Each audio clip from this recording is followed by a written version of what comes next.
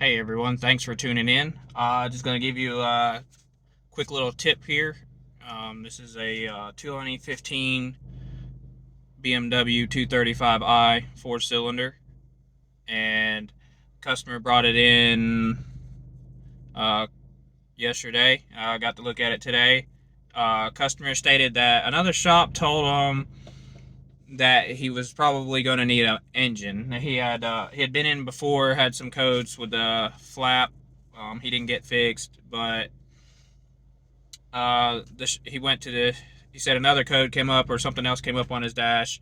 Took it to a different shop. They looked at it, told him that he had some cylinder head code and his cylinder head was warped, and that anywhere he goes, a shop is going to tell him that he needs an engine. Okay, and we know who the shop is, and they've sent us some customers. Not sure why they told them all this, and if they just didn't want to do the job, or they didn't know, or what the deal was. Absolutely nothing wrong with it. He does, and he also mentioned he had some suspension noises as well, which he clearly did.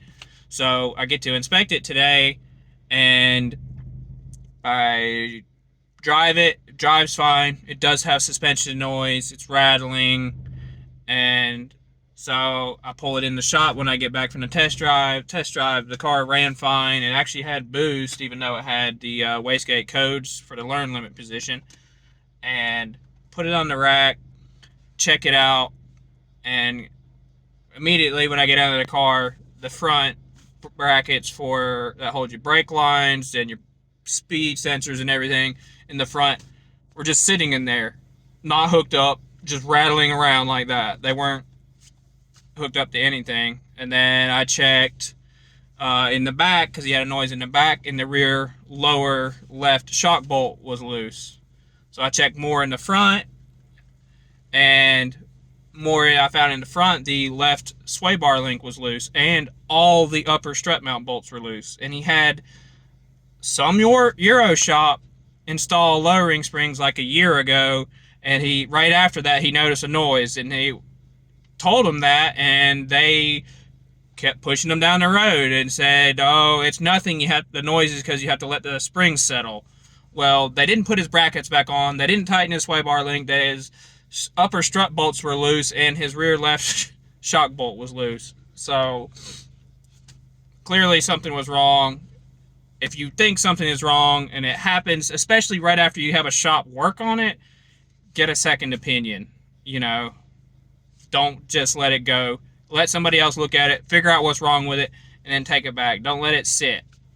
And as far as the engine being bad, nothing wrong with the engine and turbocharger codes. Turns out it was just the wastegate was a little bit worn and needed adjustment. It's electronic wastegate. They have a procedure for the adjustment, and I adjusted it. It's within spec again. It drives fine. It boosts fine. There's absolutely nothing wrong with it.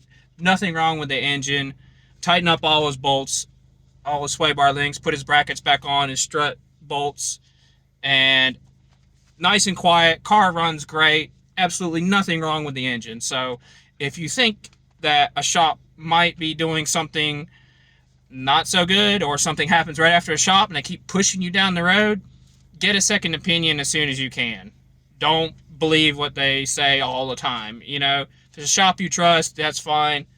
But, don't be afraid to get a second opinion and let somebody else look at it if you think something is wrong. Don't wait. He's been driving around for a year with loose strut bolts, strut mount bolts, brake lines just hanging in there, dangling around in his front end.